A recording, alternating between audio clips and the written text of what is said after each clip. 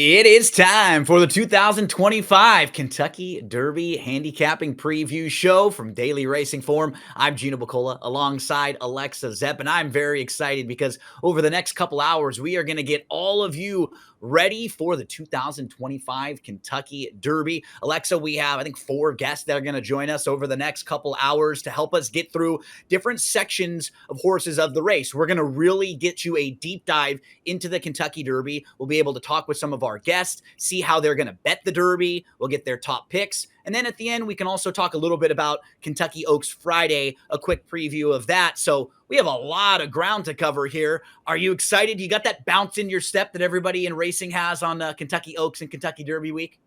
Yeah, I mean, there's just an energy about life this week, right? I mean, this is what we've all been waiting for. So, very excited. It's shaping up to be really competitive races, both the Oaks and the Derby. So, yeah, we're going to give you all a deep preview of everything. So let's kind of go through the run of the show real quick. We'll have Matt DeSantis joining us in the next segment, and we're going to get into horses 1 through 4 in the Kentucky Derby. Then we'll have different guests for different parts of the race. Pete Rotundo will join us to talk about a couple sections, horses 9 through 12 and 13 through 16. We're going to have Adam Mills join us to talk about a couple of the horses that are more international, because that's where he is an expert. He can talk to us about how that might impact horses coming from Japan over here into the Derby and how they'll compete. We'll finish things up with Darren Zocali and Roberto Rodriguez. We've seen Roberto from DRF and Espanol. And then following that, we'll have a couple different guests tell us how they would bet the Derby with $100. I think that's always a really useful exercise, Alexa, because $100 is kind of a good round number, and you can obviously expand it, or if you have to like divide it based on your bankroll. That's one thing for me. I will say that for one person, $2 might be the same as $2,000 for another. So I'm not someone who's a snob when it comes to amounts of money that you're betting, because 5 to 1 is 5 to 1, right? Absolutely. I mean, if you play for $5 or 500 and you win, you're still winning. So that's a great thing about racing. You really can scale up and down your bet sizes, and we have bets that can be as small as 50 cents. So it's a game for everybody. And we have bets that can pay you massive amounts of money. And we actually have a graphic that will show you some of the huge payouts that we can find on Kentucky Derby Day. Alexa, look at this. This shows you how much money is bet into Kentucky Derby pools, Kentucky Derby race. And then don't forget, it's not just the one race of the day. It's all of the races that lead you into the Kentucky Derby and have different wagers that lead into it. I mean, you can make incredible amounts of money if you hit a pick 5, if you hit a pick 6, if you hit something like a trifecta or a superfecta in the individual Kentucky Derby race. It's one of the biggest days of the year as far as money in the pools. You probably want to compare it to like a big lottery day. As the pool starts building up and there's more money in there, you just know the payouts are going to be massive. And it's so important you mentioned that, because I feel like when I talk to friends about the Derby and the Oaks, they've obviously heard of those races, and a lot of them are really surprised that there's more than that race going on that day. I mean, I think there's 14 races on the card for Saturday, and most of them are graded stakes races. There's millions, and I mean, the Derby itself is $5 million, but a lot of the other stakes races still offer $1 million in prize money. So it's a huge day of racing all around. A lot of big racing days are kind of comparable to track meets in that they will have a championship or really important events for horses in all different divisions, horses that will run a little bit longer, horses that'll go shorter, the older horses, the younger horses, horses running on grass, dirt, and different surfaces. So you'll get an opportunity on a lot of these big days to see the best horses in all of these different age groups and all these different divisions on different surfaces. And that is certainly the case come Friday and Saturday. There are going to be a lot of opportunities to make money over those 2 days, which are Kentucky Oaks Friday and Kentucky Derby Saturday. So big money up for grabs in the pools. But what's nice about racing, Alexa, like some of these wagers, you probably have to bet a lot into, but others You really don't. I mean, you can get lucky sometimes putting together a small trifecta, a small superfecta, or even one of these. We know people that win based on just kind of picking numbers. Sometimes they put their addresses together, or sometimes it's your day. I know you have had great days. I saw you in the NHC a couple years ago have a couple really nice days. We have those days as gamblers, and if it's your day on a Kentucky Derby day or a Kentucky Oaks day, that could be a life-changing day for you. Yeah, it's a good day to have your day for sure. I'm looking at some of the payouts just from last year. So we talk about exactas and trifectas, which are the first two and first three in order of the race. They also have a super high five sometimes, and that's the first five in order. Obviously difficult to hit, but last year in the Derby, it paid a little over $300,000. Yep. So, I mean, really, like if you're right, you can rake it in this weekend. So. And we know there may be some of you folks watching this, especially come Kentucky Derby time, that are not necessarily the most hardcore horse racing fans. Maybe you tune in just a couple times a year for the big events. We'll do our best to try to explain things as much as we can to you, so we're not talking over your head. When you're looking at a graphic like this and you see it says Derby handle, that means all of the money that is bet on the Kentucky Derby together. And then it gets into some of the specific wagers like the pick five, which would basically be like winning a 5-team parlay, which is incredibly difficult to hit. And the pick six is one of like the big like white whales for us horse players. It's one of the more difficult wagers to hit. But give you an example, a couple years ago, my dad hit one of them for $180,000. So they they can absolutely change your life in one day.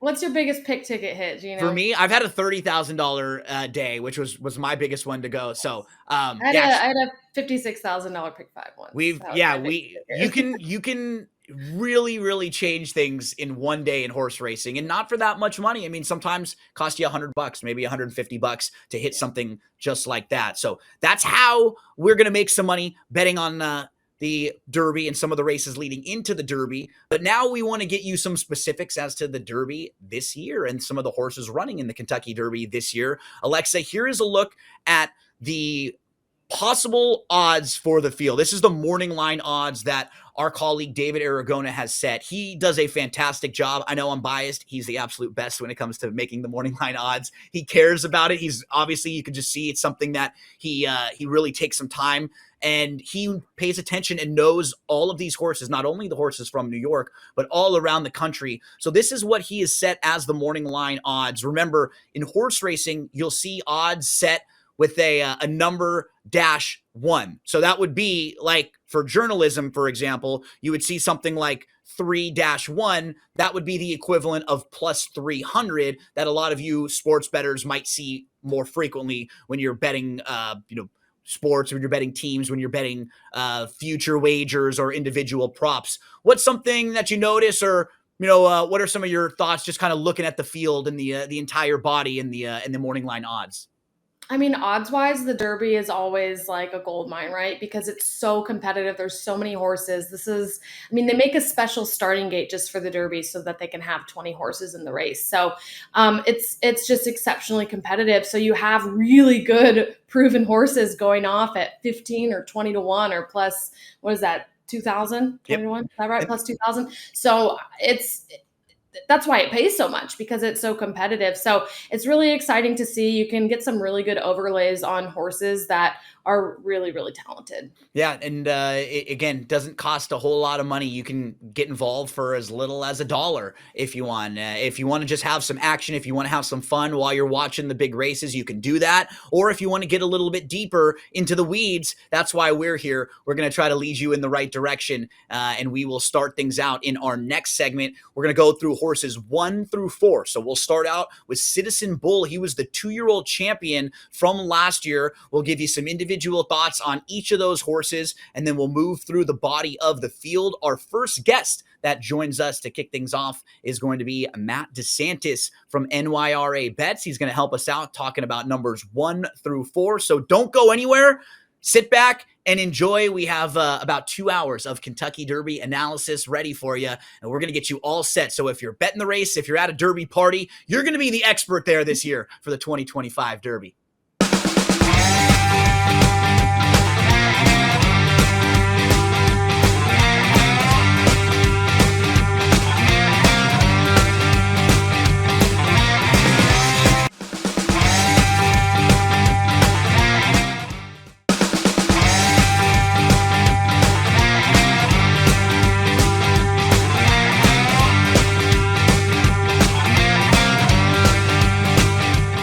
time to meet the field for the Kentucky Derby, and I'm going to introduce you so you can meet a good friend of mine, Matt DeSantis. I love this guy. I've spent hundreds of hours talking races with old Matty over the last couple of years, and he joins us from NYRA Bets to help us preview numbers 1 through 4 in the Kentucky Derby. First up, Matty, how's everything going on your end? And give us a good plug for NYRA Bets. Yeah, everything is going great, staying really busy, and yeah, making a lot of content for Naira Bets. We have a lot of written analysis up on the site and on the app, but we also have a great YouTube channel with a ton of race previews, individual contender spotlights. And by the way, I stole an idea from you, Gino. We're doing a 24-hour live stream starting Friday, Oaks Day through Derby Day, Saturday at noon. We're going to have a lot of guests. I know you're going to pop on for a little bit. Oh, yeah. We're going to be raising money for Thoroughbred Aftercare Alliance as well, so it's going to be a lot of fun.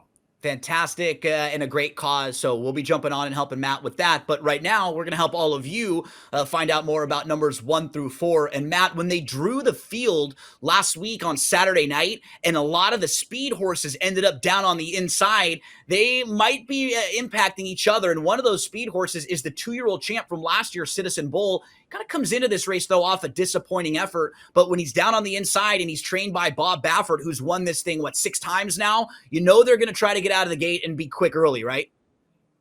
Absolutely. The plan is to obviously move forward. You had that massive 5-furlong work this week, 58-2. A lot of people thought that might have been a little too fast of a work, in fact. But, listen, he's got one plan, and that's to go to the front. He's a different sort of animal when he's on the lead. But I think that Santa Anita Derby kind of exposed the fact that maybe if he's pressed a little too much, he's vulnerable. That said, Bob Baffert insinuated that he wasn't really in top shape for that Santa Anita Derby. And he joked, now he's ready for the Santa Anita Derby. He's gotten some big workouts out in California leading up to this race, and he's going to be a major pace presence early on. Alexa, what are you going to do with the 2-year-old champ from last year?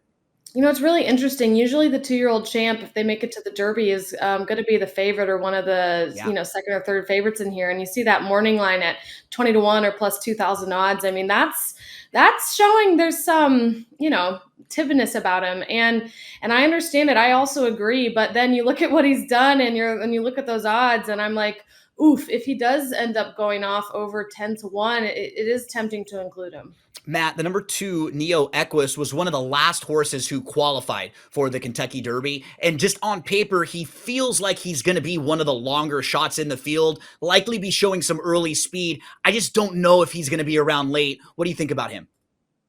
Yeah, I think the plan for them is probably dependent upon what Citizen Bull does. I mean, if Citizen Bull quarter horses it out of the number 1 hole, then I would imagine Neo Equus is just going to drop down to the rail and follow Citizen Bull around the track as long as he can. He's an honest horse coming out of that Florida circuit, but it does make you think about a horse like Rated by Merit, who was a Florida bred, who was easily beating him and was unfortunately taken off the Derby trail before he had much of a chance. But yeah, Neo Equus is going to be a huge long shot. And for me, I just don't really see a winning trip for him. Alexa, he's trained by one of the top trainers in Florida, Saffie Joseph Jr. Do you give Neo Equus a shot? Yeah, he is a great trainer and first time for Neo Equus out of Florida. He's ran every race at Gulfstream. And I kind of think of Dornoch last year, right, who really needed the lead. And then when he just didn't get there, drew the 1 hole, it was just over before it even began. And I do have concerns for Neo Equus that could be a similar trip. And while we have you, Alexa, we'll talk about the 3, Final Gambit, who is the Jeff Ruby Stakes winner. He's going to try dirt for the first time. You give us a couple thoughts on him? I mean, it's a big move, right, to try dirt for the first time in the Kentucky Derby, but he has the breeding for it. Sire's 19% on dirt routes and 26% for marathoners, which is, 1.25 mile or more. So there's just still a lot of unknowns for him.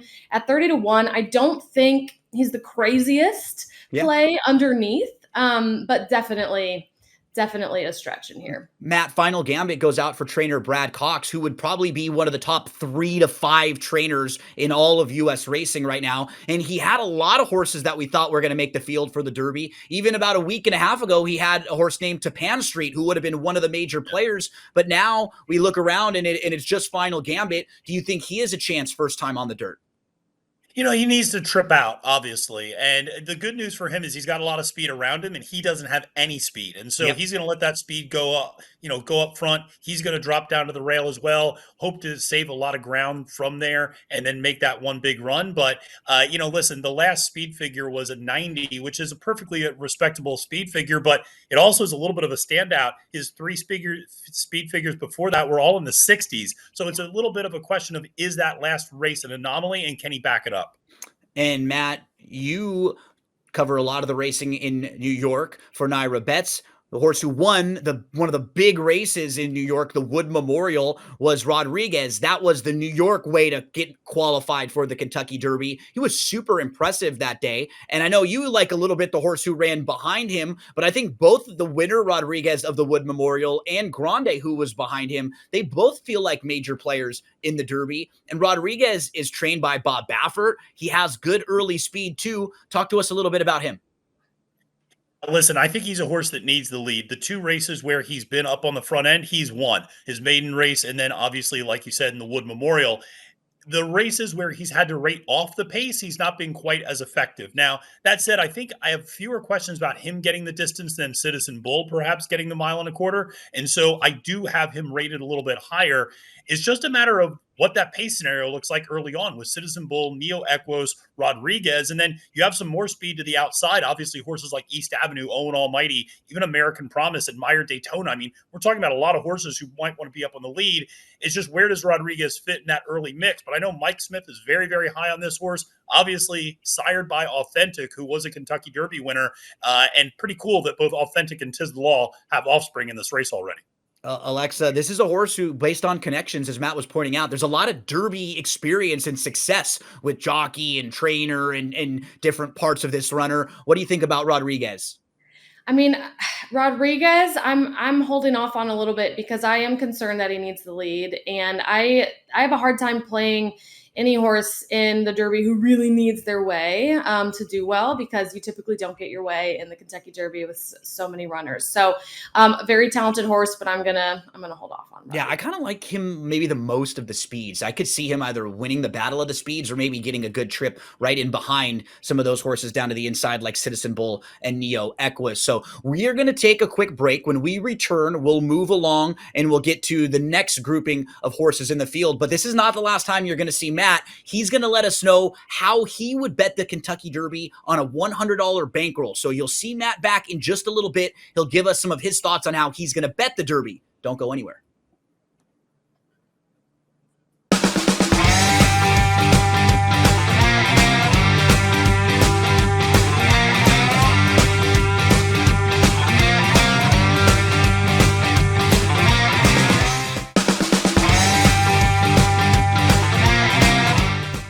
As we move to numbers 5 through 8 in the field, we're going to welcome in our next guest from Total Performance Data to talk to us about numbers 5 through 8. Adam Mills joins the show for the first time. Adam, thanks so much for joining us here. Now, why don't you tell everybody a little bit about Total Performance Data? Sure. Thanks for having me on, Gino. Total Performance Data, I guess you'd say our job is to tell you what happened and why it happened. So we look at racing from 14 countries around the world. We look particularly at how horses start a race. How long was their stride? How fast did they move? What speed were they going? Which horses were finishing the fastest? Who was running the fastest after they crossed the line?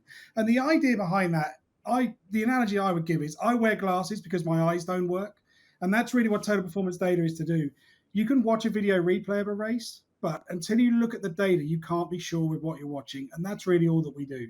Yep, and it's taking it to the next level that I think a lot of the sports bettors here know as far as the advanced metrics, right? And we think of it as analytics and stuff like that. You're just going one level a little bit deeper, and you can really dive into some of that data. Speaking of which, let's talk about this next group of horses. First one is American Promise. Adam, he is really fast. He won the Virginia Derby. We know that his trainer can win the Kentucky Derby. He's done it 4 different times. Any thoughts on American Promise and his chances in the Derby? Well, his trainer's got an excellent record, and we have to bear that in mind. But the horse is 2 from 9. I thought the win at Colonial Downs, everything was perfect. It was a beautiful start. He got into a good rhythm. Now, his stride is what you'd want. We expect his stride to average 25.34 feet based on our assessment of his previous form. You want a horse with a long stride to get themselves out of trouble in the Derby, Sorry, I called it the Derby. I should have said the Derby. You got it. You I got mean it. I can't help it. But I'd just be concerned. His top speed last time was 42.37 miles an hour. That's good. But if you look at the horses in behind him, they were particularly slow. This is a big step up in class. I just felt when we looked at our expected rankings, we'd have his average speed. We'd have him ranked 20th. I think what will happen is he's got a stride that will keep him in contention. And then when they get into the home stretch, the class of the others will find him out. And I don't think he'll finish in the first 5. Lexa, where did you have American Promise kind of stacked?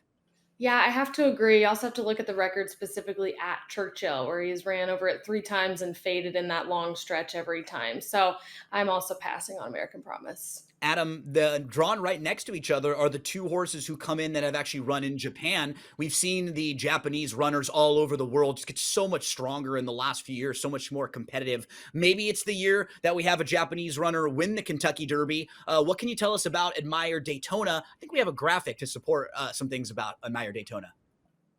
We do. I mean, Amaya Daytona is one of a number of Japanese horses. The Japanese have really had a massive impact, particularly on the racing in Dubai over the winter. Amaya Daytona won the UAE Derby 12 months ago. That was won by Forever Young, who went on to finish 3rd in the Derby at Kentucky. So he's got to be of interest. The obvious point with him is that those drawn around him must be delighted that he's in gate 6 because he is rapid from the start. 5.2 seconds to reach 30 miles an hour from the gate in Dubai. I've had cars that can't do that. This horse is going to get out in front. I'd imagine the connections of journalism and a few others will be looking at him as a potential target. Now, he's got quite a compact stride, less than 24 feet as an average. I don't think he has the ability to win the race. And we saw in Dubai, the petrol gauge was certainly flashing red in the closing stages as Heart of Honor was trying to run him down. He held on that day, but he's facing bigger and better horses in Kentucky. But what he is a pace angle, and I think he'll be in the first 3 or 4 around the opening bend to give the others something to run at. Alexa, the 2 horses from Japan are right next to each other, Admire Daytona and then Luxor Cafe. Do you have thoughts on those 2? Yeah, Luxor Cafe is definitely my selection over the 2 Japanese horses. I think one thing I've seen in all of his running lines is that he takes command, and that kind of energy and ability in the Derby, I think, is really important. Adam, if you have a thought or 2 on Luxor Cafe, and then we can move into your thoughts on the favorite journalism. Yes, certainly. I mean, Luxor Cafe, we have a phrase in English racing called could be anything. And what that really means is punters and pundits don't really know. But this horse just wins so impressively in Japan. I thought he was really impressive last time. 152.10 for 9 furlongs, 62 kilometers an hour top speed. He's got the ability to be there. He's got the magic man, João Moreira. That alone is worth a few pounds in my book. But there is a key point to make here about the race he won. That race was won in 2024 by a horse called T.O. Password. T.O. Password went on to finish 5th in the Derby last year. Luxor Cafe was 2 seconds faster.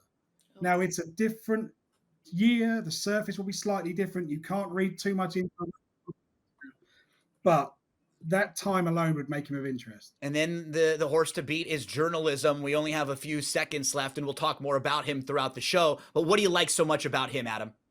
When the boss sent me the email for this podcast and he said to me, "You've got Journalism," I was like, yes, that's the one I want. Big long stride, 25.91 feet is his expected stride. That's big and that's crucial. If you compare it to Admire Daytona, that means at full stride, he's going to take 2 feet out of Admire Daytona over every stride. The analogy I give to my kids when we're looking at racehorses is, think about Usain Bolt, the fastest man alive. It's no coincidence that he's very tall and he had a long stride. It's not as simple as that. I'm the same height as Usain Bolt, and there's no chance of me running that speed. But Journalism is going to get the perfect toe into this. He's got the big long stride. He's got the top speed. He needs the luck. He needs the gaps to come at the right time. But if they do, is he not just the best horse in this race by a distance? Journalism is the horse and the pick for Adam. When we return from this quick break, we'll move into the next grouping of runners, starting with number 9, Burnham Square.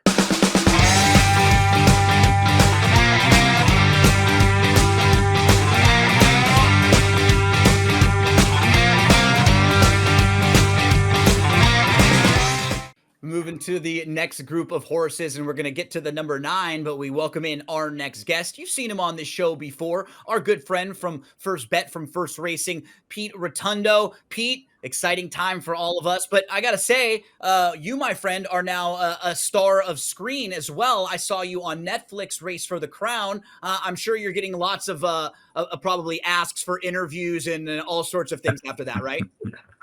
Oh yeah, big time. I got an agent. I'm ready to roll. 8 seconds of fame. This is what happens. Well, Pete, we have our big week coming up this week, and then you and I we're going to talk about the Preakness in a couple weeks too. That's a big week for First Bet for First Racing. Alexa and I will be there. We're pumped about that. But when we go through this field and we meet some of the horses, one of the horses that you actually like a little bit is the 9, who we can start with, and that's Burnham Square. This is a horse who you have had the chance to see run at Gulfstream Park. He actually won the Holy Bull, and then he came back and he won the Bluegrass over at Keeneland. You sort of know what you're going to get from him too, right? He's a deeper closer. He's going to kind of drop back. He's going to make that one late run. Yeah, exactly. I saw him all winter at Gulfstream. He won the Holy Bull. He had a little bit of a, threw a bad race in the Fountain of Youth and came back strong in the Bluegrass. He looks like a monster, right? Training at Churchill Downs, and our good friend Matt Bernier has been on him since February. Keep getting the text messages, and I'm like, if I leave him out, I'll be in big trouble. So I'm gonna use him. I'm a little nervous about the distance. I'm not sure he's 100% bred like some of these guys, but I definitely got him in there to hit the board. Alexa, what are we going to do with Burnham Square?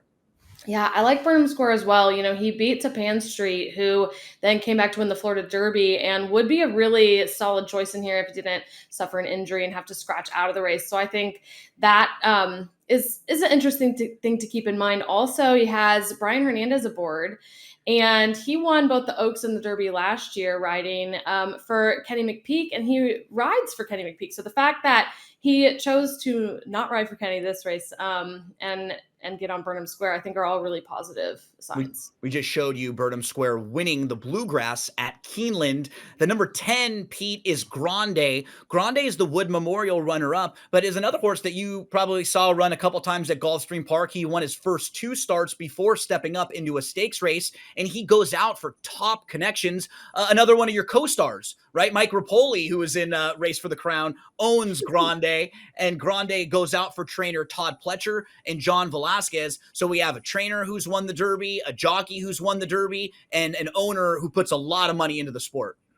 Yeah, I mean, the idea that Rapoli is under the radar here this time around is a little crazy. But finally, I think they have a horse rounding into form, right? Yeah. Usually they have a horse at the top and trying to keep his form, but this one keeps getting better with each race.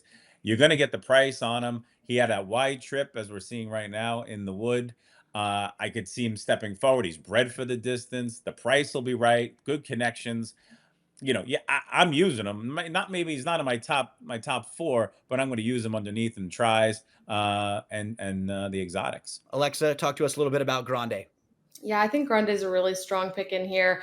I know, Gino, you like him a lot. He's, I think, your top selection, but he just has a lot of tactical ability. He's been part of the early pace. He's been, coming from mid-pack and closing, and he's so lightly raced. He's the most lightly raced horse in this field. So there's no reason to believe we've seen a ceiling from him yet. And I think running style, the post position draw was really nice in the 10 hole, and there's just so much upside. So I do think at morning line 20-1 or plus 2,000 is a definite win contender. Yeah, a lot of the things that you both said about Grande is why I like him a little bit. He's moving forward. He had a wide trip last time. He could sit a good trip in this race, and he's going to be really nice value. We move to Flying Mohawk. Pete, for a lot of the sports fans watching this show, you probably know the name Jason Worth, Major League Baseball All-Star. He's part of the team that owns Flying Mohawk. He's gotten into horse racing in the last couple of years, and he is a huge ambassador for racing. He absolutely loves how he's had the experience he's had being an owner. Do you think Flying Mohawk has a shot? He's probably going to be one of the longer shots in the field. Well, no, I don't. I want him. I want him to run well. I love Jason Worth. He's great for the game. I'm glad he's here. He's taking the shot. He's got the points. He deserves to be here. But he's never been on the dirt. He's not bred for it. So many things have to go in his favor, and the other horses just not show up, I think, for him to make an impact. Alexa, yeah, I kind of agree with P. Like, I'm excited that he's in here. It's good for racing to have a big name like a Jason Worth out there talking positively, sharing his great experiences. He was part of the team with Dornick last year. But not only will Flying Mohawk try the dirt for the first time, this is like the toughest group he's ever faced. He's kind of a deeper closer, too. There are just a couple things that I'm concerned about with him. Yeah, I mean, props to Jason, right? He's been in the game for a couple of years now, had 2 Derby contenders, won the Belmont. I mean, he's killing it. But do I think Flying Mohawk is gonna fly to the win this year? Probably not. I love Baeza, who's the 21 horse. We haven't gotten there yet, so not currently in the race. Somebody has to scratch out for him to get in. There's some rumors maybe that could happen, but I was looking at Flying Mohawk and I was like, how is he in here and Baeza isn't? So I just think he's a cut below, but we'll be rooting, of course, because it'd be great for the game. East Avenue is the number 12. That's the next one we're going to talk about, Pete. He was one of the best horses in this group last year. He was really precocious. He was fast. He came out of this group and was one of the horses who was just ready to win right away. And then in the Breeders' Cup, he didn't really run a great race. He had a bad start. And then in his first start of this year, he was a little bit disappointing. But he did bounce back with a good effort when he was second last time out in the Bluegrass, and he is one of the faster horses in this field. I think the draw is pretty good for him because he's in the middle of the field, and a lot of the other really fast horses are down to the inside. I'm just worried that there are a lot of other fast early horses that are going to make life hard for him. Yeah, I agree. Look, he gives me a bit of those Mandaloon vibes who wound up winning the Kentucky Derby a couple of years ago after disqualification. I think he's undefeated when he's alone on the lead. Is that going to happen? Probably not. But because he's a bit wide, maybe they keep him out there where he thinks he's out there by himself. And because a lot of the speed's to the inside, it's his third race off his big layoff. If you can make an excuse at the Breeders' Cup, the race after that, not so good. Again, wasn't on the lead by himself. He's got the breeding, he's got the connections, Godolphin. I feel like he's sneaky at a big price, and he's going to be up close. He's a horse I would use first or last. I might take a shot and put him on top only because what happens if there's a bad break inside? Next thing you know, he finds himself out there. You've seen the movie. That's my own. Yeah, exactly. He's the first. If you're not first, you're last there. Right. Alexa, what do you do with East Avenue? Yeah, I was not high on East Avenue at all prior to the post draw. And I mean, I'm still not super high on him, but I think the post draw helped him so much because if you look at the time from US pace projector, right, you see on the screen that top one is the early pace. And so you see the 1, 2, 4, 5 all have a lot of early speed, but realistically, all those horses bunched up, all getting their way, getting to the lead. And I mean, that's not necessarily a super realistic start. So with him drawing to the outside, like you were saying, Gino, and so much of the other speed drawing to the inside, I do think it elevates his chances quite a bit to get a trip that he needs. But that's the key word, right? Needs, because he needs it. He's got to be on the front. And I just don't really suspect him to be able to hang around. What is really impressive about East Avenue is it's hard sometimes to be that horse that's precocious and then to sustain it, right? A lot of times you'll see those horses who are good early, they're fast, and then we don't ever see them get back to their brilliance. So I love that we saw that he still has some of those really good races in there. He still has the opportunity to have a big effort like that.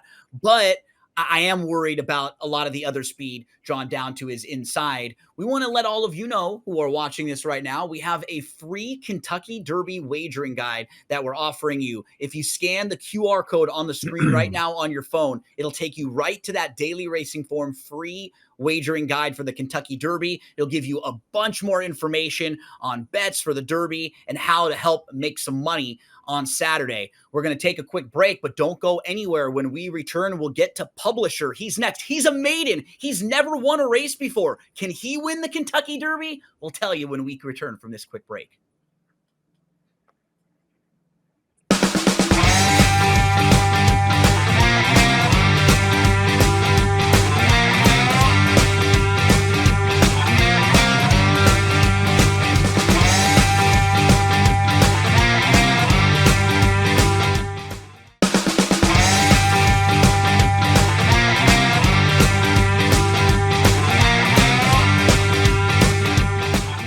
continue along the Kentucky Derby field. Is it going to be lucky number 13 this year for Publisher? Maybe. But Pete, this horse is a maiden. He's never won a race before, and he's in the Kentucky Derby, but he has outfinished some other really nice horses. I mean, most recently, he was in the Arkansas Derby. He ran second. He finished behind Sandman. He was in front of Cole Battle. So he's picked up some points along the way. Do you think he's got a shot in here for Steve Asmussen, one of the all-time great trainers who's never won the Derby? Yeah, I mean, he's got the right running style. If you believe, of course, that there's going to be a hot pace, he'll be coming from the back. I just think the Arkansas Derby was a race that is such like a freakishly run race, and when they went so fast early that the horses, of course, in front had to get tired, and they all came running at the end. So I'm actually fading the entire Arkansas Derby this year. Well, I'm not using any of them. I think they all lucked into that trip.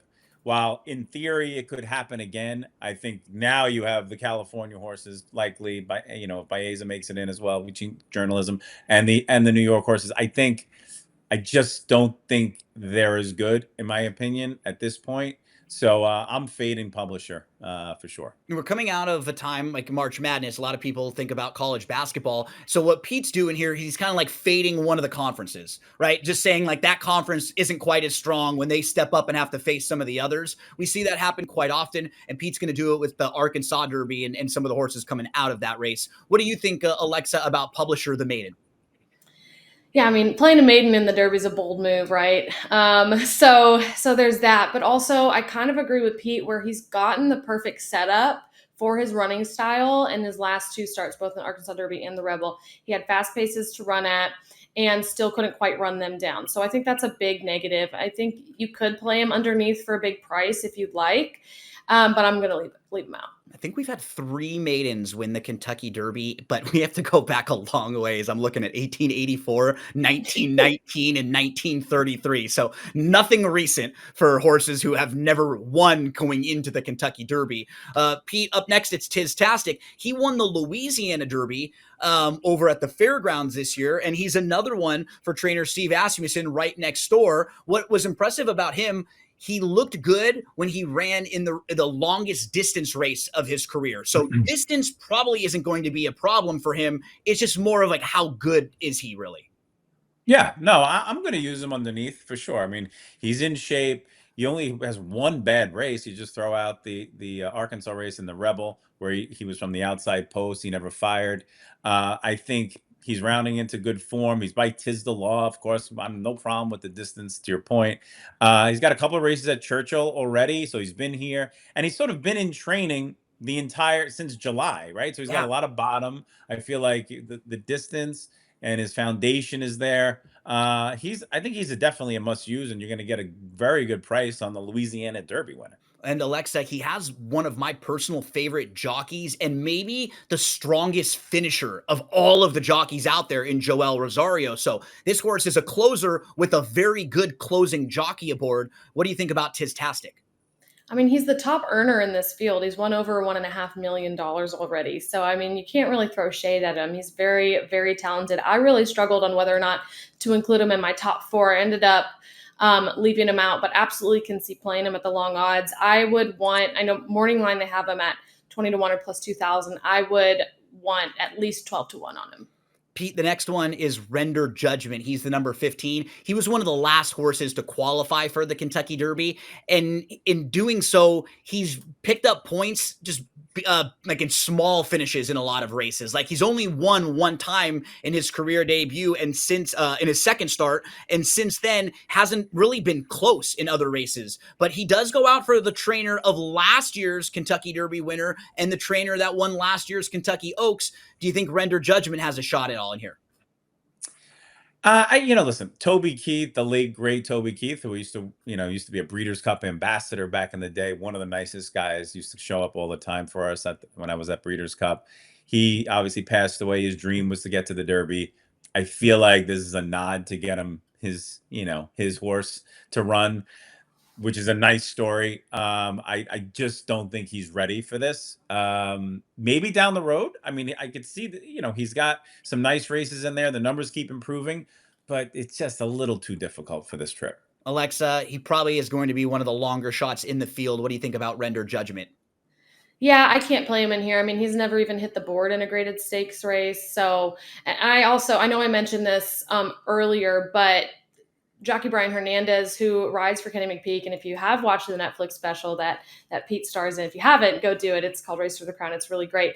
But it shows a lot about those relationships between trainer and jockeys and how strong they are and how much it means to be like a first call and a rider for somebody. So the fact that he opted to ride for Ian Wilkes on Burnham Square, I think does say a lot. I know it could have been because of the order of when he got in the field, but still, I think it says a lot.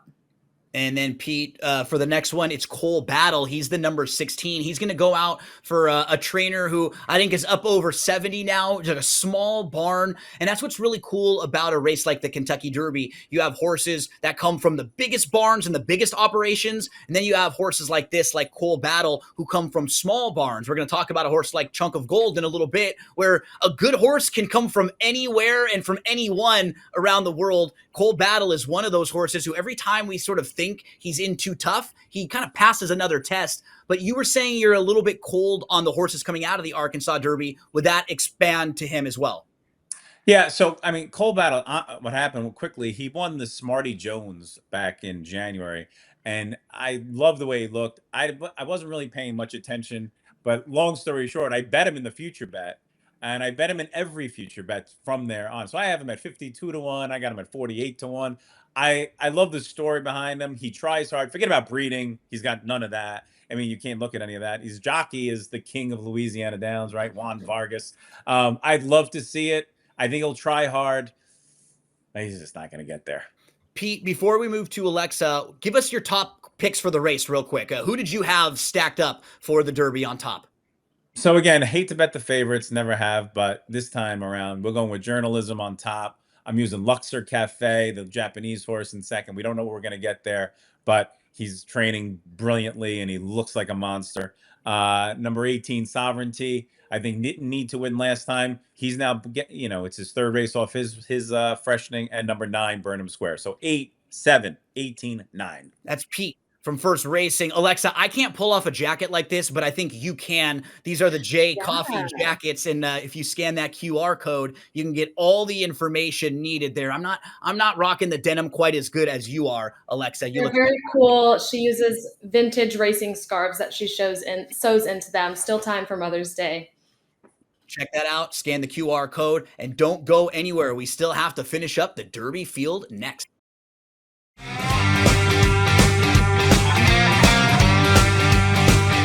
We're going to get set for numbers 17 and on. Next up, we bring in a very good friend of mine, DZ, Darren Zocali. I have spent hundreds of hours talking with this gentleman right here. Darren, we're going to do an old wrestling recap, right? We're going to be talking about WrestleMania 5 right now. Yeah, that sounds good. Let's break down the entire thing with Saturday Night Main Event and, throwing Elizabeth into Hogan and all that fun stuff.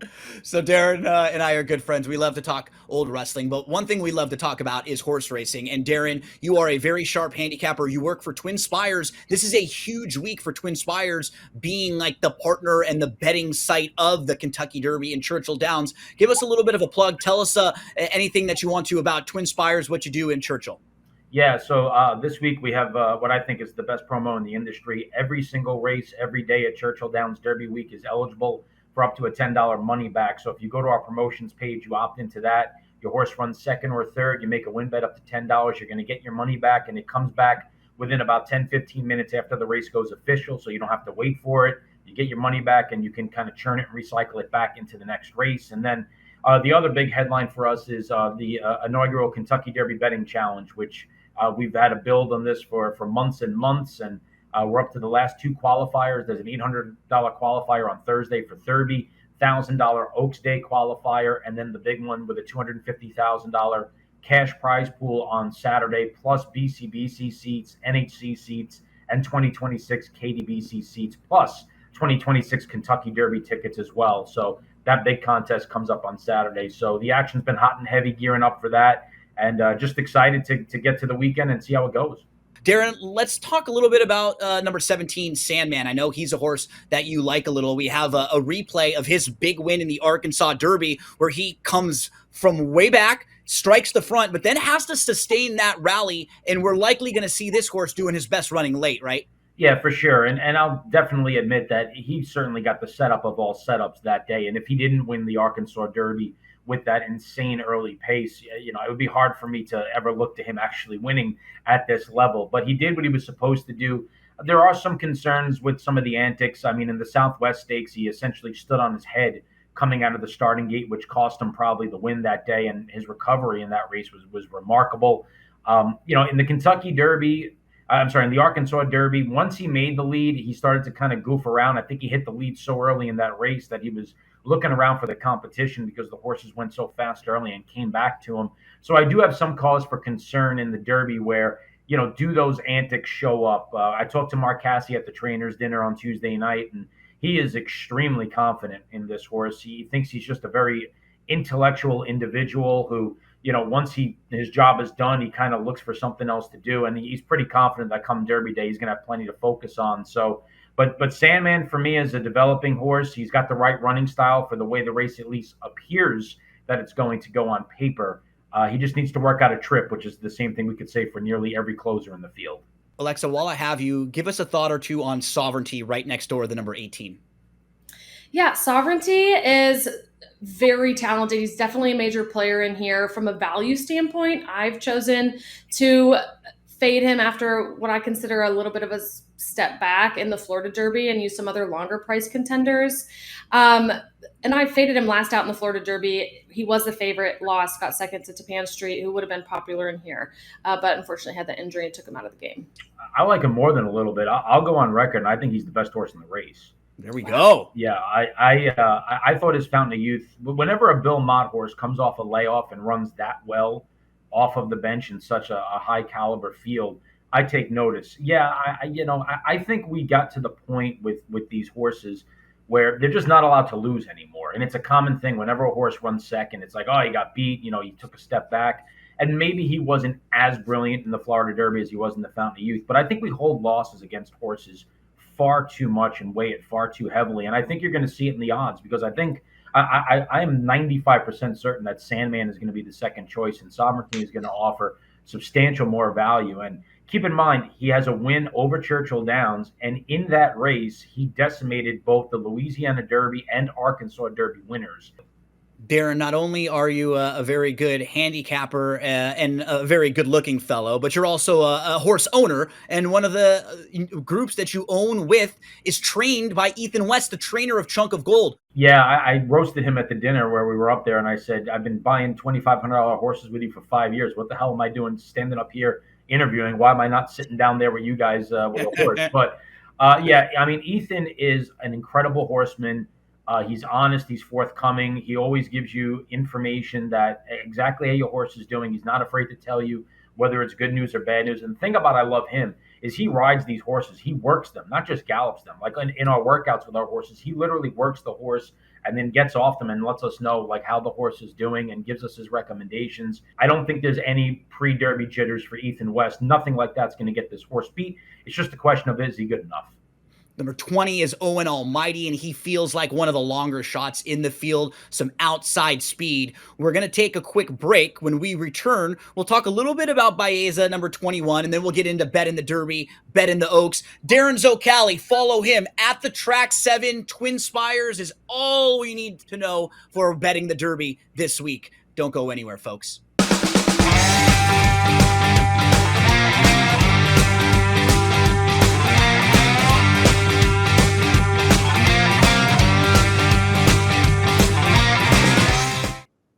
We welcome in our next guest, Roberto Rodriguez from DRF in Espanol. We'll give Roberto a minute to introduce himself and talk a little bit about DRF in Espanol. But Alexa, let's just finish up with the body of the field because we didn't get a whole lot of time to talk about a horse that actually could be in the body of the field, and that's Baeza, who's right now on the outside looking in. He's also eligible, but there's always a horse or two going into the Derby that maybe gets sick, maybe there's an injury or something in the days leading up. So if one of those horses has an issue, Baeza will be the one that takes advantage. And Baeza's been kind of like a buzzy horse. A lot of folks like what he's done because he was second to Journalism, and Journalism's going to be the favorite.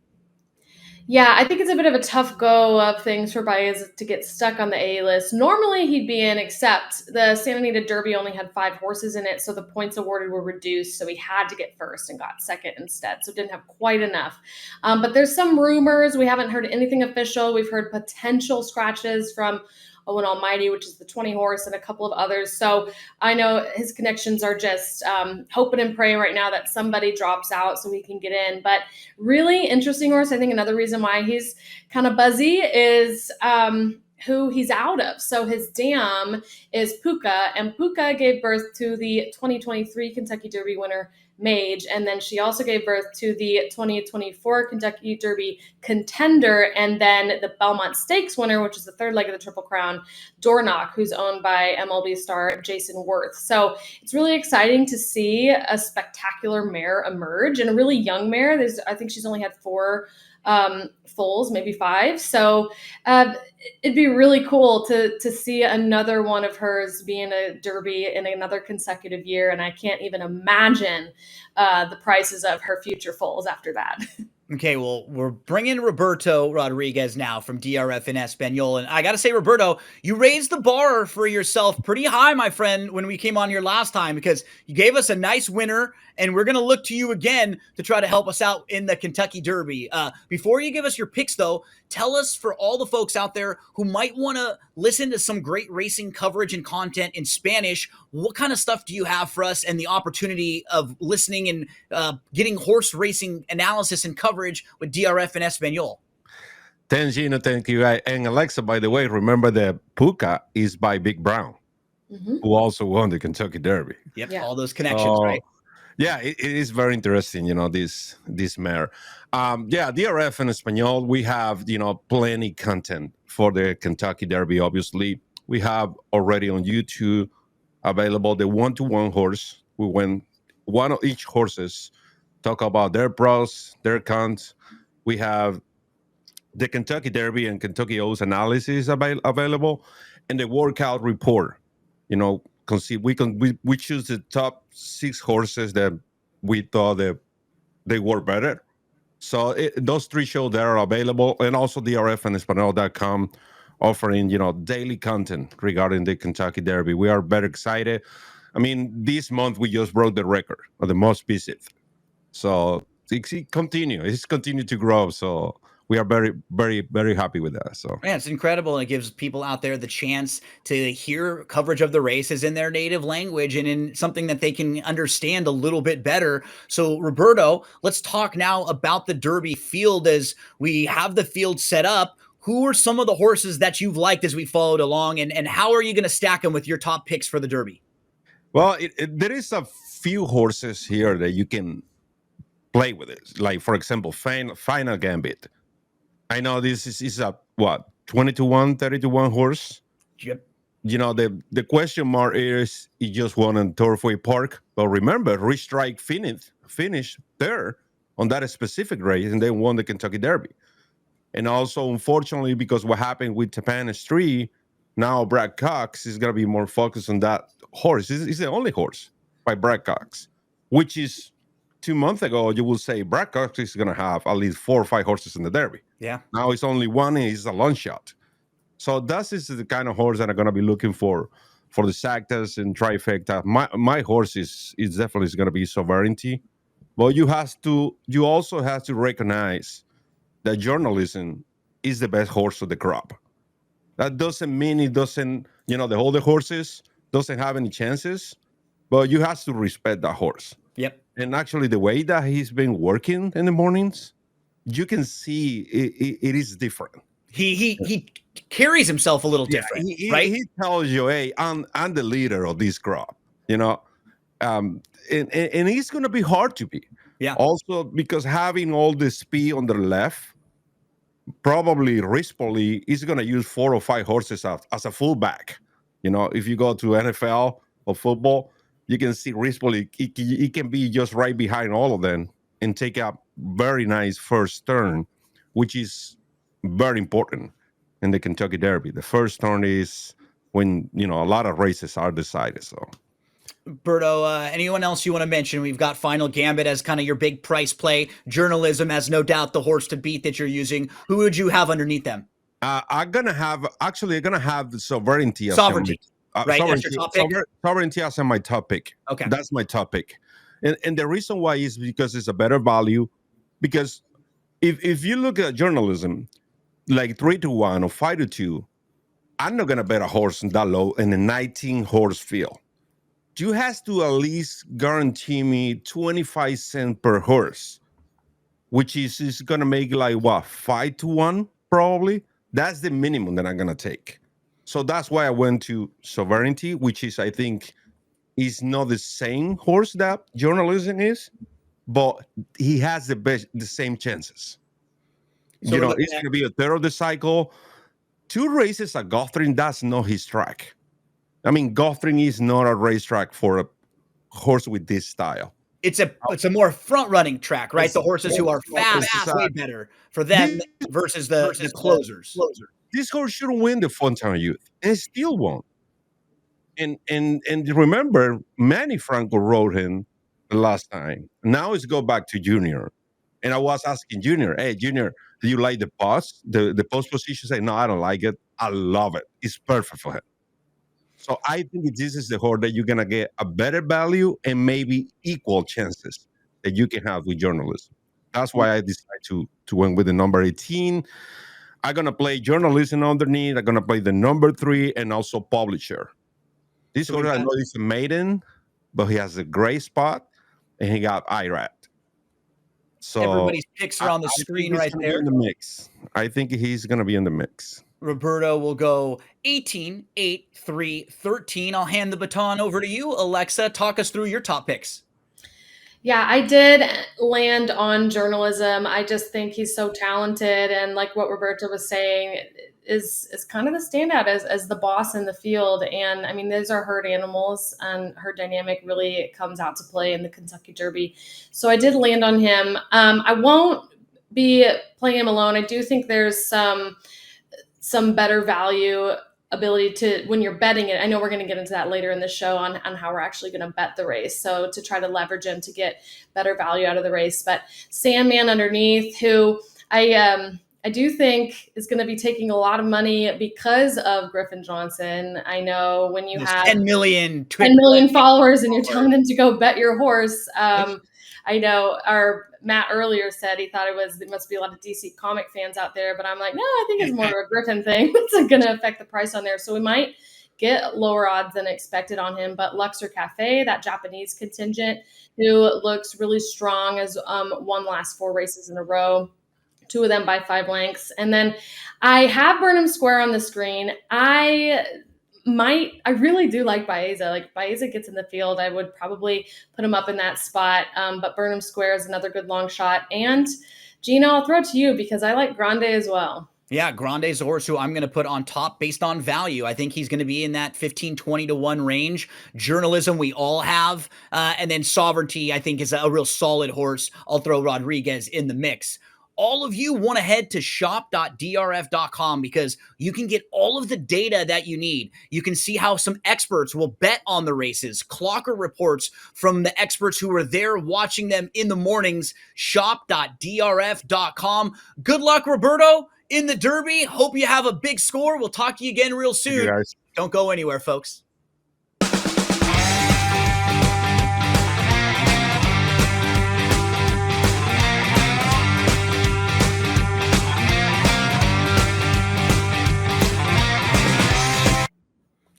We got the picks in. Now we've gone through the field. Now, Alexa, everybody wants to know, how is Alexa betting the Kentucky Derby? We're going to give you $100. Let's see. I've done a PayPal and I've done a Venmo. We're going to Cash App you the 100, I guess. I'm thinking of all where's my money, Gino?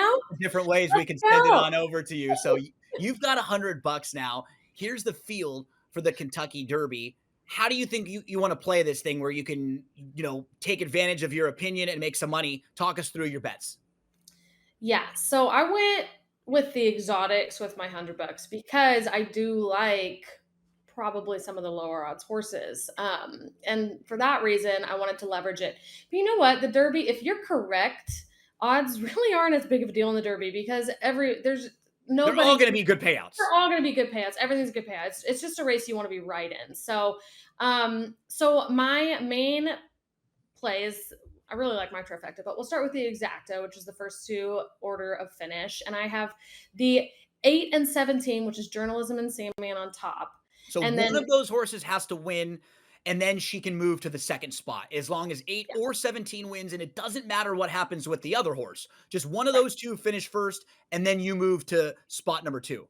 Yeah, and then one of these 5 horses has to get second place. So I've got Luxor Cafe, the Japanese horse, the 7, and then Journalism. I have the 9 Burnham Square, I have the 10 Grande, and then the 17 Sandman. So that's my exacta. I think it should pay pretty decently. I mean, even if it came chalky with the 8 and the 17, it would still probably pay 20 to 1 or more. So it should be good. Then I was like, I'm really scared of Grande. I think Grande is the best like 20 to 1 or more shot with a chance to actually win the race. So I have a little bit of a saver backup ticket with Grande on top for $3 exacta, Grande over the 7, 8, 9, and 17. And then where I think I can really rake it in is if I hit this trifecta, which I know the numbers get tiny there. I've included a lot of horses in second and third, but again, trifecta is the first 3 order of finish. I'm sticking with Journalism and Sandman in the first position, either one of them. And then in the second position, same as my exacta with Luxor Cafe, Burnham Square, Grande, Sandman, and Journalism. And then in the third position, I've spread quite a bit. I have a bunch in there, including Baeza if he draws in the alternate entry that I really like. I've got Sovereignty in there. So if that comes in, because the payouts are typically multiplicative of the odds of the horses. So if you get a 20 to 1 in there, all of a sudden you're making a lot of money. I mean, if it came for you something like Sandman in the first spot, and then Grande in the second spot, and then one of the really big price like Tistastic, I think you have right in the third spot, that would be a massive trifecta score. So that's the $100 bankroll for Alexa. She has I think last year's trifecta paid, was it 1,000 to 1? Yeah. Let me check. Yeah, 1,100 for $1. So and they had low price horses. There were shorter prices last year. It was some of the more logical horses.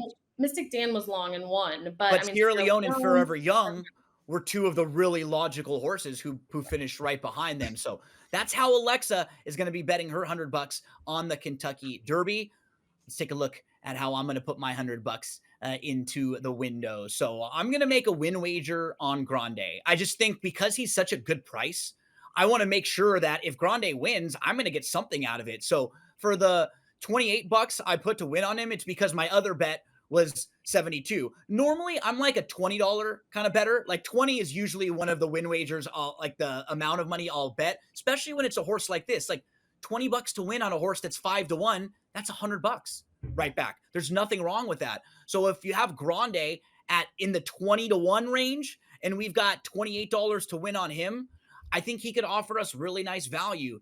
What I do want to also include in my wagers, Alexa, is the chance that if Journalism wins, I can still win and I can have some of the other fun prices that I like underneath. You and I have a lot of similarities where we can hit the trifectas. Like we have a lot of same crossover numbers. Can we both hit? Do we have it? Yeah, we can both have. If Journalism wins, and then in the second spot, if it was Grande or Luxor Cafe, we would win. We would both have them. And then in the third spot, I threw in a lot of other horses. I threw in Coal Battle and Sandman. I threw in Final Gambit, like some of the deep closers who I think are going to be passing horses late. I also included Rodriguez in the second and the third spot because Alexa, I think of all the speed horses, I feel like he could maybe be the one that hangs around down on the inside, like if he's sitting just behind them, or maybe if he's the fastest of them. So I want at least a couple or 1 or 2 of those speed horses just in case things happen. So I will include Rodriguez in the second and the third spots. And remember, just like with Alexa's, I need the 8 or the 10 to finish first, and then you can move to the second spot in the second row of horses. Then you just need one of those horses to finish second, and you can move to the third row of horses.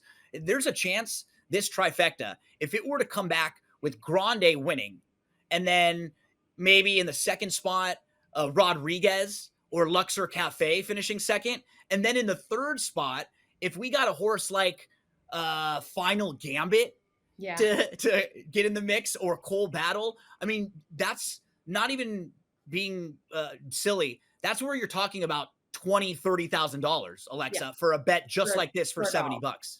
Yeah, no, absolutely. And Gino and I both had 2 horses in the first position. You can play as many horses as you want in all the positions. It's just the more you add, the more expensive your ticket becomes. So you try to usually kind of have a stronger opinion on top. And then I call it like a Christmas tree bet, right? Like your stronger opinions, and then you spread and spread, because those, I think third place is often harder to pick than first place in a race, because, you know, there's so much contention there. But yeah, trifectas are really a fun bet and a good way to make money. And even if you're someone who doesn't necessarily play these types of wagers all the time, the Derby is the time to do it, because it's like you're putting a little lottery ticket in, honestly. And you just want to make sure that if that's the race that you're correct about your opinion, it could be a life-changing score for you. So $100 for me, I'll play a trifecta and a win wager. Alexa has a couple different exactas and a trifecta. But the important part, how are you going to bet your $100 or however much your bankroll is coming up on Saturday, Kentucky Derby Day? Don't go anywhere, folks. We're going to take a quick break. When we return from this break, we'll get Matt DeSantis on, and we'll see how Matt DeSantis is going to bet the Kentucky Derby with $100. Don't go anywhere.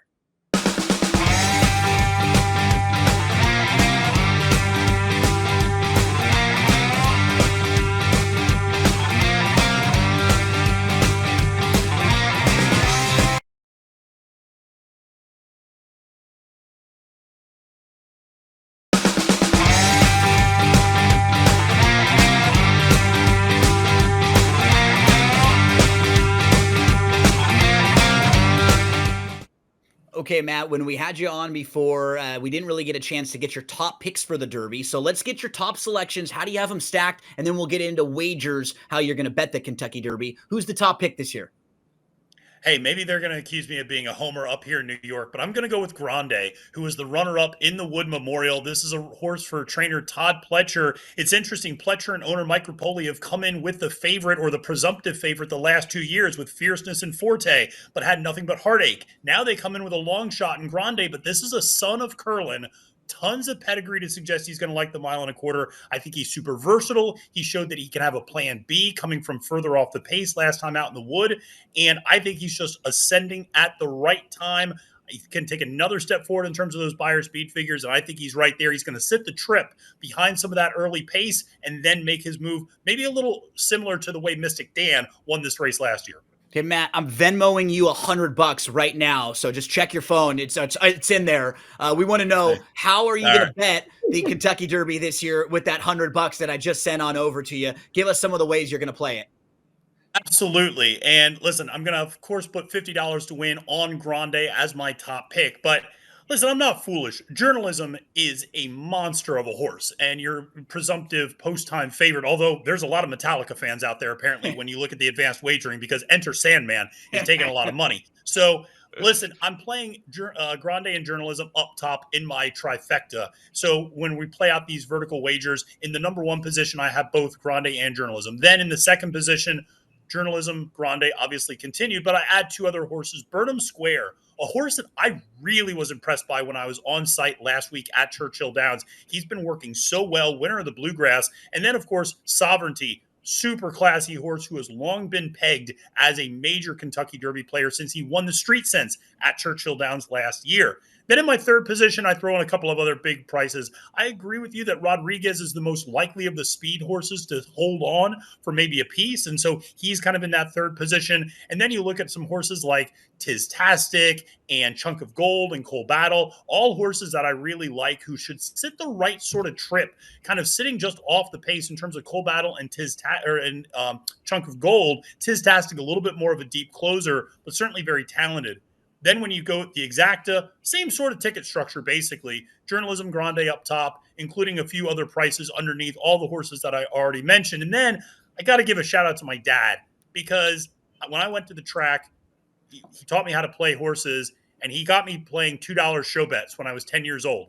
And so for my dad, I got to put $2 on Chunk of Gold to show, because that's the sort of bet my dad would have made at Penn National back in 1990 when he took me to the track for the first time.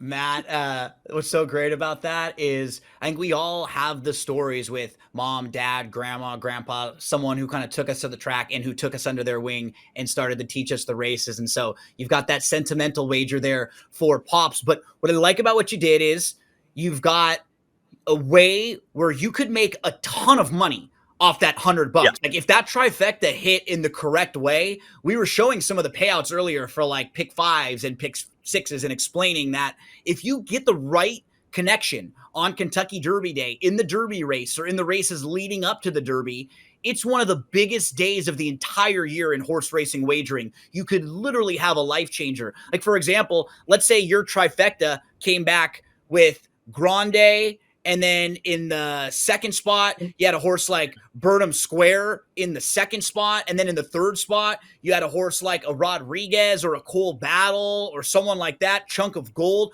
You could have a really big payout on that trifecta.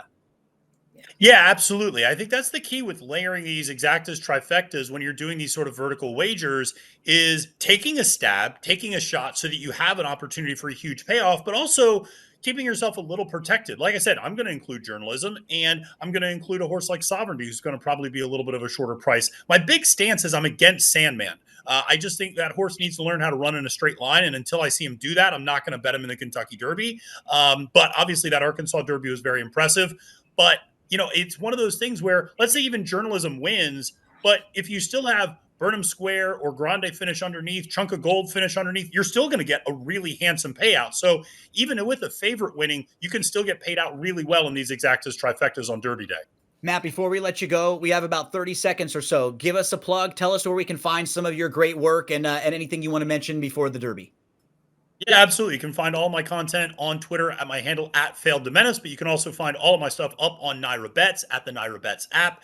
We have written analysis for the Derby and Oaks. We got a lot of fun tidbits to share with people that they can look at and play into on Derby Day, some good betting angles. And then we have the my Naira Bets YouTube channel as well, where we have race previews, full card analyses, handicapping and betting tutorials, tons of contender spotlights. So we got you covered, and a lot of great stuff and a lot of great promos. And we'll have a 24-hour live stream from Derby, from Oaks Day to Derby Day. Rest those pipes. Mucinex throat lozenges are going to be your friend over the next couple days, Maddie. Good luck, and don't go anywhere, folks. When we return, we'll move to the next segment. We'll talk more about betting the Derby.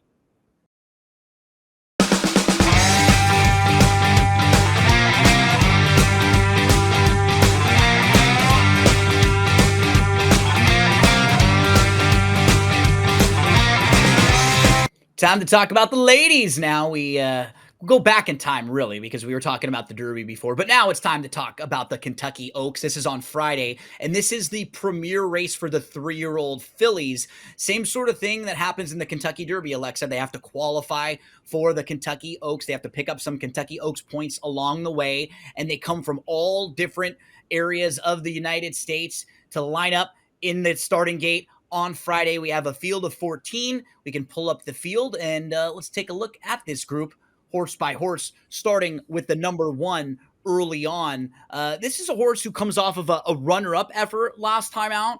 It was behind Ballerina Dioro, but she is a horse who's improving at the right time. She gets the inside draw, so she'll be able to save ground. And while she's not as accomplished as a lot of the others, she's trained by a fantastic trainer who's one of the absolute best in Florida. Yeah, absolutely right. And, she's been knocking on the door for a win with that second runner-up effort you said in the Virginia Oaks, and then a painful second by a nose in the Grade 3 Gazelle a month ago. Those races are both probably easier level than what she's going to be going up against today. I'm not upset about the 1-hole draw for her. I mean, if you're a horse who needs to shoot out early, you really don't want the 1-hole. But I still think that's probably too tough of a spot for her, but she does look really good. I saw some videos of her working out in the morning and on social media, and she looks really good. Simply Joking is the number 2, and she could be upgraded in this race because as you and I are recording it now, we're hearing some rumors that there could be a horse in here that's going to be scratched. That might be 5G, and if that happens, I think it helps the horses who are fast early, and one of those horses is Simply Joking. It takes some of the speed, some of the other pace that she would have to face out of the race. Yeah, absolutely. And she is mighty, mighty quick. She will want that lead. Her loss in the fantasy was to Quiet Side, who's a common opponent in here, is going to be very tough. But, she's added distance every start and improved her speed figures every start. I think she's a major player. And it's also important to note that she has won on the slop. And it is supposed to, we're getting weather here in Kentucky, most likely, unless the racing gods smile on us and hold it off. So you do want to see a horse who can run on the wet surface. The number 3, Fawn Lee, wants to sit close. She won the Virginia Oaks. She's 2 for 2. What do you think about her? Undefeated, but field is going to be a quality she's never faced. Motion, her trainer, Graham Motion, who's a great trainer, is happy with her post position draw on the inside. She does get Irad aboard, who's a great jockey, but I'm going to take a wait and see approach with her. I just can't bet her with her buyer speed figures are in the 70s, and she's running against horses who are running in the 90s. The next 2 horses I'm going to group together, Alexa, because they're both horses that I think are going to be closers. They're going to be coming from the back a little bit. Drexel Hill and then the number 5, Quick Kick. And they're both installed as 30-1, like some of the bigger long shots in the field. Can you make a case for either the 4 or the 5, Drexel Hill or Quick Kick? No, I'm passing on both of them. I think Drexel Hill, like you said, this is going to be a distance test. Half of her races have been going less than a mile and never more than a mile 70. Quick Kick had the 3rd place finish in the Breeders' Cup Juvenile Fillies in November, but hasn't won since her second start ever last September. And also just really hasn't been progressing much after that Breeders' Cup performance. So she's lost to 4 common opponents in here already. So I'm going to pass on both of those.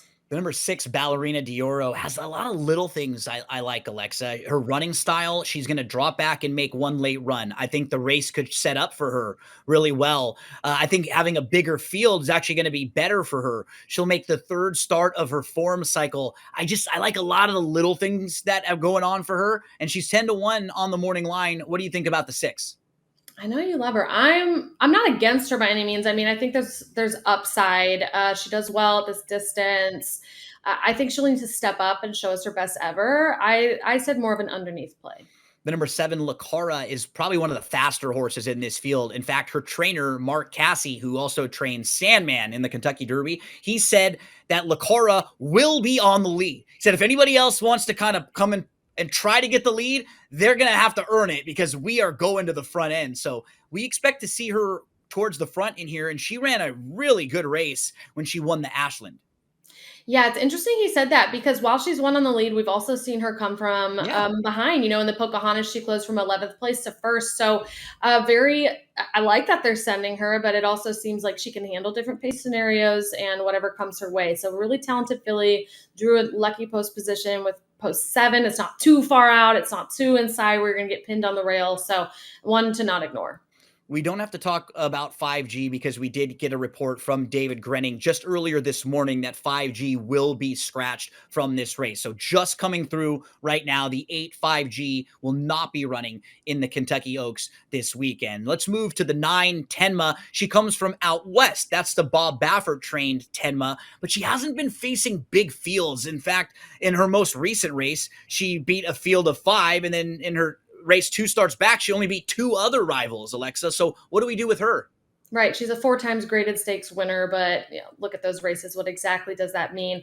But very talented. And I think if we see her best performance ever, which is probably in the Las Virgenes, is that how you say that race? Yep. The grade 3, she won by 6.5 lengths with a 92 buyer, really fast. So I think maybe if she repeats her best ever, she could be a real deal contender in here. She is in for Bob Baffert, who's back. Number 10, Take Charge My Lady, is trained by the trainer who won last year's Kentucky Oaks and is ridden by the rider who won last year's Kentucky Oaks. It's Ken McPeak and Brian Hernandez Jr. that team up.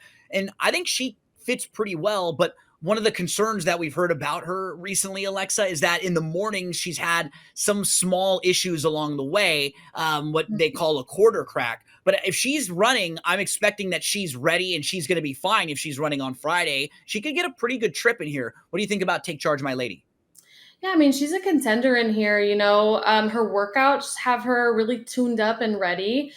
Coming into the Oaks, she looks like she's peaking. I do also like that she's won in the mud before, considering the forecast. So I think there's upside. I'm not using her in my top selections, but I am not going to tell anybody to get off her either if you like her. Good Cheer is the horse to beat. She's undefeated, the 11. She's 6 for 6. And while her ratings and her figures aren't way better than the rest of this group, you were pointing out, Alexa, that we haven't even really seen her challenged. Like, all of her wins have been easy wins. Yeah, I mean, okay, so yes, her speed figures are comparable to others in here, but the closest anyone's gotten to her is Quiet Side, who was 2.5 lengths behind her. Her other wins have been like 6, 8, 17 lengths ahead of the competition. She's never not been the favorite. That's not going to change this weekend. She's so consistent. She's also won at Churchill 3 times over this course. So I think I understand the low odds on her. I will try to beat her with a longer horse, but I'm prepared to lose because she's very, very talented. Anna's Promise feels kind of like a long shot. She's 30-1 on the morning line. I think she'll be part of the early speed in here. I just don't know if she's good enough to be around late. Yeah, she's also 0 for 3 at Churchill, 2 second places. Consistently improving, but it's going to be a tough place. Bless the Broken just won a race at Turfway on a synthetic surface. She moves back to the dirt. She's just going to have to improve on horses like Good Cheer and Simply Joking, who have been in front of her last time she faced them. Yeah, I don't have much to say. I think it's a tall ask for her in this field. Then rounding out the field is Quiet Side, who's been in excellent form right now. She's won back-to-back graded stakes races. Talk to us about the 14. Yeah, Quiet Side is my top selection in here. So she's never been off the board. I don't expect that to change this weekend. Very consistent filly. Like you said, had back-to-back graded stakes wins in the grade 3 Honeybee and the grade 2 Fantasy, both at Oakline. She's shown us she can handle the mud as well in the Spinaway last August. She's, like I mentioned earlier, the only horse that's really gotten close to Good Cheer in prior races. So I think she has the best chance of beating her this weekend. And we have morning line odds of 8-1 or plus 800. So pretty decent price. Well, as we get set for our next commercial break. I've got a guest here. Oh, you got a guest joining you, a little furry friend over there that wanted to say hello. Well, we also want to remind you about the jackets, those styling jackets that you are wearing right there, Alexa. Tell us a little bit about those as we go to a commercial break. Yeah, these are J Coffee jackets. They're really cool. I'm trying to show you. She sews vintage racing scarves into them, into the wrists here, the collar, and also the panel in the back. So they're really unique. They're awesome for, your wife, your girlfriend, you, a Derby fan, Mother's Day. It's a great time to load up.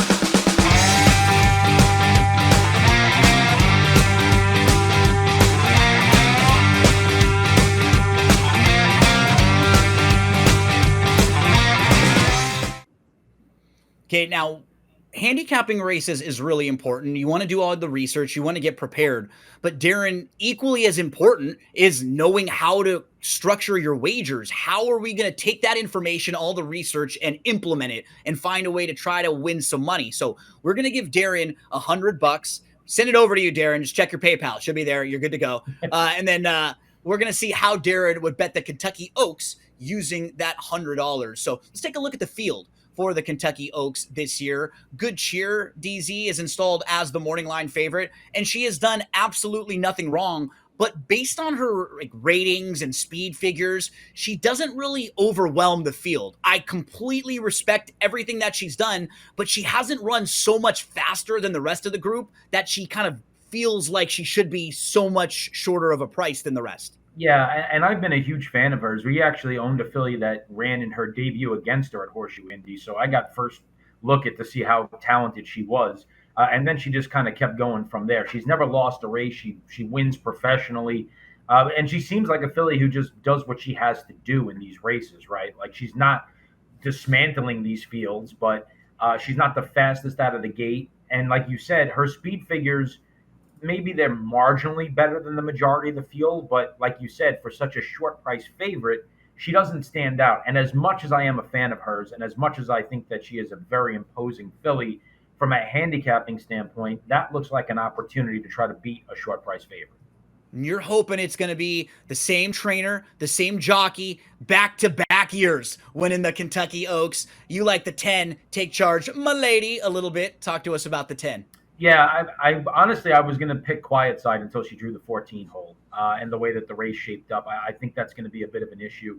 And the issue that I have with Take Charge, my lady, is that she's been dealing with a foot abscess for the last week. Now, and they say, just to it kind of is comparable to like a hangnail, yeah, right? From what they say for like if it was a human. Yeah, it is. But she hasn't had a published workout since April 18th. So even though she's back on the track and training, I do have, that does give me some pause. And I'm hoping that the price alleviates some of that concern, because I was very impressed with the way she finished up in the Ashland Stakes. If that race was a 16th of a mile further, which is the distance of the Kentucky Oaks, I think she catches Lucara.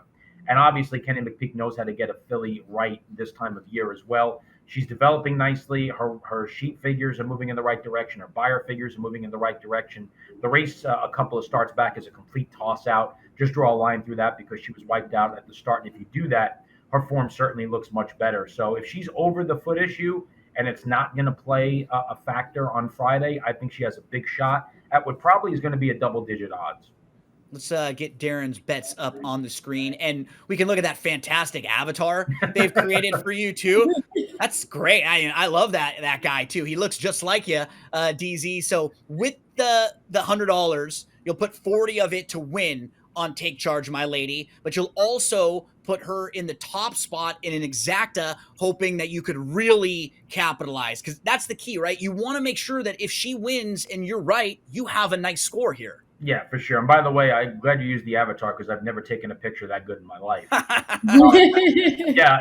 I look for a win bet at double-digit price. I think it certainly does make a lot of sense. If she's going to be 10, 11, 12 to 1, you have to bet her to win, because you don't want to just build the horizontal and vertical exotics around her and find yourself licking wounds at the end of the day because you missed a leg in a pick 4, or you missed the trifecta or the exacta because you got beat for second and third, even though your strongest opinion won. There's nothing wrong with a very simple win bet. And when you're going to get a value on a horse, I think you definitely have to pay attention to that and make use of the simple win bet. And the exact is also a simple wager. And look, you could probably figure it out that by my wagers, I think there's going to be a lively pace setup, although I did send this ticket in before 5G was scratched, which did take some of the speed out of the race, which might change some of the pace dynamics. Still think there is a good bit of speed in here. I think horses like Quick Kick are going to have a shot from off the pace to get a piece of it at a price. I still do like Quiet Side a lot. I think she's an extremely talented filly. She's cycling forward. I loved how professional she was in her last 2 starts, and it really just kind of comes down to the trip with her. Can she navigate post 14 and stay close enough? And Ballerino d'Oro, I think, is really fascinating because her last 2 starts, I haven't loved them. But I think because of the pace in those races and the short fields, she was closer to the early speed than she typically wants to be. And I think she probably didn't finish as well as she normally does because of that.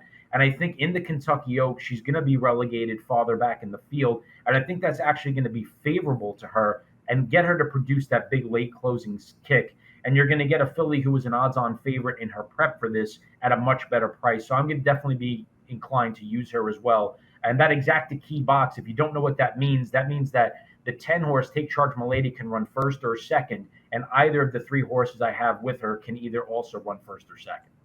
So if we get Take Charge My Lady in that first or second spot, we need one of the others to help complete that exacta there.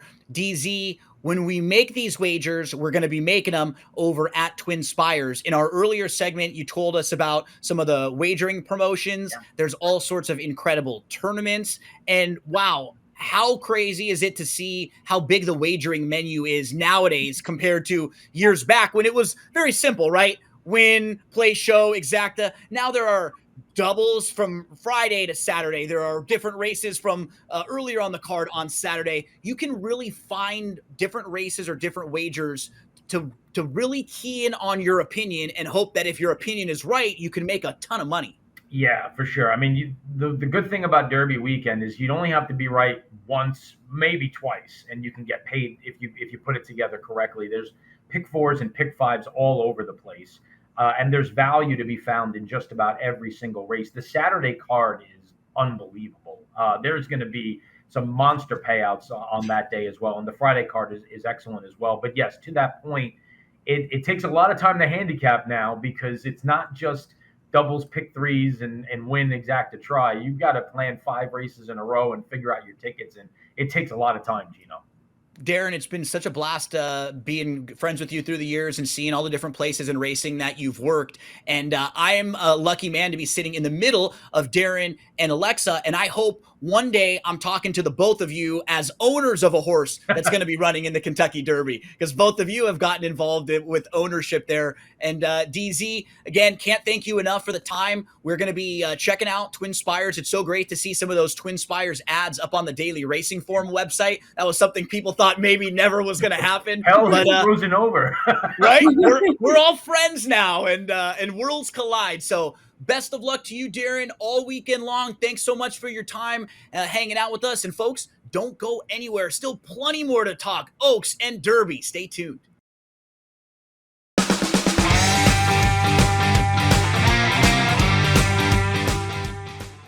Final segment here. We're going to give you some best bets a little earlier on the days, on Friday and then on Saturday. First up, let's go to Kentucky Oaks Friday, Alexa. You've got a best bet. I think you have a pick 3 wager that you have throughout the card, right? Why don't you talk us through your best wager on Friday before the Oaks? I do. So I have a pick 3, which is 3 winners in a row. This ends with the Oaks. So it starts in race 9, which is the grade 2 8 bells, going 7 furlongs on the dirt. And I used 2 horses in here. The 8 Blue Fire at 12-1. She's so speedy. She's won 4 out of 6 races, all by wiring the field. The one recent race she lost was by a head. She's run against Louisiana State bred competition mostly. So this will be a class challenge. But she just has the raw talent. I think 12-1's really generous odds on her. I'll use the 10 as well. Impulse Buy at 3.5-1 or plus 350, because one, I relate with the name. Sure. But also this horse is coming off of a win, as well as a layoff, 5 months off the bench, but has been working back into shape consistently for a month and a half. She's never done worse than second, and is the opposite of Blue Fire, as she can come from off the pace and close. So we have seen some speed from her as well, though, at times. So really tactical horse. So that's the first leg. The second leg is race 10, which is the grade 3 unbridled Sydney Stakes for fillies, 3-year-olds, going 5.5 on the turf. So it's a short, quick, speedy race on the turf. I use 3 in here, starting with the number 4, AG Bullet, who is going to be probably around plus 200, maybe a little less. So the favorite in here, who lost the Breeders' Cup Turf Sprint in November by a neck. She hasn't run since December, but she's come off multiple layoffs before and won every time. So she's 6 for 12 in her lifetime starts, 1.3 million in earnings. She's a very, very valid favorite. But there's a couple others in here that are also valid, in my opinion, at longer prices. The 5 and the 8. So the 5 is Opponent's Hope at plus 600, who's stretching out half a furlong. She can fly. Yeah, she can fly. Her typical distance is 5 furlongs, so stretching out a little bit, but so consistent down in Miami at Gulfstream. She's run 12 times, won 6 of them, hit the board in 10 of them. She's won her last 3 races, each time with improving speed figures. This is her first time out of Florida, probably the toughest field she'll ever be facing. But if she runs her race and just goes to the front and never looks back, she can definitely win it. And then the 8, Esternia, is a very long shot in here, 20-1 odds. Interesting placement for this horse. Hasn't run on the grass in a year and a half, but it's been very successful on the dirt. And her first win ever, though, was on the grass. So we know she has some ability there. The guy who takes care of my young horses here in Kentucky, actually, Joe Mulholland, is the one who bred her. That's not why I picked the horse, but I noticed that after I made the selection. So rooting for that from a fan standpoint. But coming off of a layoff, has done well off the layoffs before, done well over wet tracks. So if we get the rain like we expect, she's versatility. And then ending in the Oaks, where I'm using Simply Joking the 2, Good Cheer the 11, and Quiet Side 14, who I won't really go over because we've talked about them a lot already on this stream. So pick 3 that leads you right into the Kentucky Oaks for Alexa. That's going to be on Friday for myself. It's $18. It's a cheap play. It's $18. Only $18 bucks. Yeah. That's great. So for myself, I've got a couple that are in the undercard races on Saturday. First up in race number 6 on Saturday, it's the Pat Day Mile. I always love this race, Alexa, because it's the race for horses that didn't quite make it into the Kentucky Derby. They're still really good. Maybe they can't go as far as the Derby distance, but they're really nice horses. And one of those horses that I've been waiting for to cut back in distance is Built. If you look at Built, the races that he's been running in recently, he was trying to get qualified for the Kentucky Derby. He ran in the Risen Star and then in the Louisiana Derby. In both of those races, he starts looming up. He looks ominous. And then once they hit about like the mile spot, he kind of hits a wall and he just gets tired. And it's the same thing. He looms up and you could just see he doesn't want to go that far. I think cutting back in distance now to the mile should be perfect for Built. So I'm going to make a win wager on him. He's 7-2 on the morning line. I think that's a very fair price. I didn't put a specific amount. So whatever amount you want to use is fine, but he'll be a win wager for me, Built in race number 6. And then a little later on in the Saturday card, I have another best bet for you. That's going to be Saturday, May 3rd, 10th race. This is the Filly and Mare sprint race. This one is the Derby City Distaff. I like the 9 Emery. I've been following her, Alexa, for a while. She's going to make the 3rd start since her layoff. And in her first 2 starts, I think she's had to kind of work a little bit too hard throughout the race. She was the horse who had to kind of put pressure on the speed horses. I just think she's going to get a way different trip. I think they're going to sit back with her. She's going to sit like 4th or 5th in a big field. She'll be able to have some speed to chase. So I think Emery, very interesting. She's 6-1 on the morning line. So a couple best bets for me on Saturday, a few from Alexa on Friday. But don't forget, you're going to see a lot of us in the next coming days here on SportsGrid, and you'll see us each and every week with the weekend preview on SportsGrid. Make sure to head to shop.drf.com for all of the tools you need when you're handicapping and playing the Kentucky Derby. See you again real soon.